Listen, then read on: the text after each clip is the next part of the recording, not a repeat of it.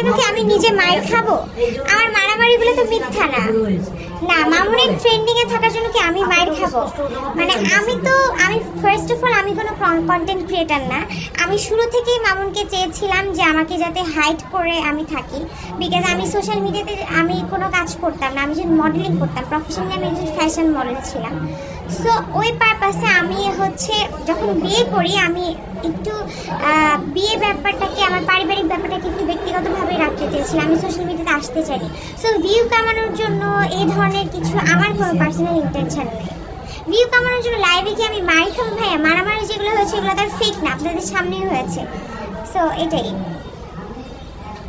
ভিউর জন্য, এটা আমার কোনো কিছু না। সর্বশেষ আমরা একটু জানতে চাচ্ছি যে আসলে মামুনের সাথে সংসার করবেন কিনা, এবং এই মামলাটা এখন কতদূর, এবং মামুনের কি শাস্তি যাচ্ছে? না, মামলা তোলার ব্যাপারে আমরা কোনো সিদ্ধান্ত নিইনি, মামলা তুলবো না। আর ওর সাথে মিউচুয়াল করার ব্যাপারে ওই যে আমি বললাম, আমার পরিবারের সাথে কথা বলে আমরা সিদ্ধান্ত নিব। এই ব্যাপারে আমি এখনো কোনো সিদ্ধান্ত নিইনি। বাট মামলা একটা অপরাধীকে শাস্তি দেওয়া, যেহেতু সে আমার সাথে ফিজিক্যাল অ্যাসল্ট করেই যাচ্ছে কন্টিনিউয়াসলি, এটা শাস্তি তো সে পাবে। এটা শাস্তি আমি চাই উনি পাক। এবং আপনাকে যেদিন, আপনি তো এর আগেও আগে সম্ভাষণ করেছিলেন, এরপরে আবার আপনি এর সাথে মিলিত কিভাবে হয়েছিল? আপনি কি আপোষ করেছিলেন না সে আপনাকে ডেকেছিল? না, উনি আমাকে ডেকেছিল। ওনার যে মিউচুয়াল পরিচিত ফ্রেন্ড সার্কেল আছে, ওনার মাধ্যমে উনি আমাকে একটা বাসায় ডেকেছিল। ডাকার পরে উনি আমার সাথে খুব কনভিন্সিং কথা বলে সে তার বাসায় নিয়ে গেল। বাসায় নিয়ে যাওয়ার পরে সে একই ধরনের দাবি সে করে যাচ্ছে, যে সে দোকান করতে চায় যমুনা ফিউচার পার্কে। সে আমাকে দোকানের জন্য প্রেশার দিতে এক কথা দুই কথা, তার সাথে আমার ঝগড়া হয়। সে তারপর আমার গায়ে হাত তুলে আবার। সো এই মানুষটাকে আমি কখনোই মাফ করতে পারি না ভাইয়া। এত কিছু করার পরে আপনাদেরকে ডাকলাম, ওনার নামে মামলা হলো, এরপরে উনি কোনো কিছুতেই থামতেছে না। সো আমি ওনার ব্যাপারে আসলে নিজে অনেক মানে ফিল করছি না আর কি কোনো কিছু। আর লাস্টের ঘটনাটা যে ঘটেছে, আসলে আপনি তাদের বাসায় কেন গিয়েছিলেন লিখনকে নিয়ে, এবং সেই অভিযোগটা দিয়েছে লিখন এবং আপনার মা মামুনের মাকে মেরেছে, এবং তার মা বারবার সোশ্যাল মিডিয়াতে দেখাচ্ছে চুল উঠিয়ে ফেলেছে।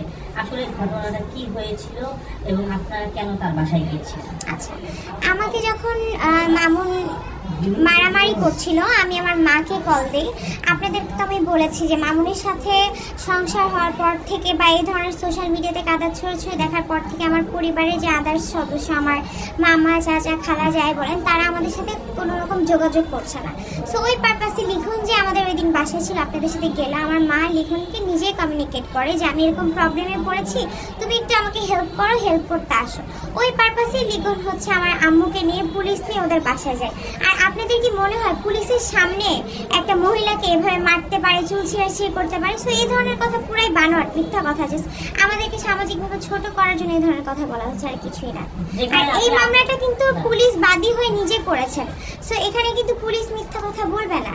আচ্ছা মোনা, যেখানে আপনি গেছিলেন, তাহলে আবার কি ঘটনা ঘটেছিল? আপোষ করার পরে তো সে আমাকে ফিজিক্যালি অ্যাসল্ট করে আবার। আচ্ছা, আপোষ করার পরেই তো সে আমাকে মারধর করে আবার।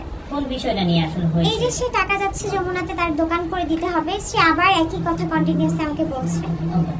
ঠিক আছে।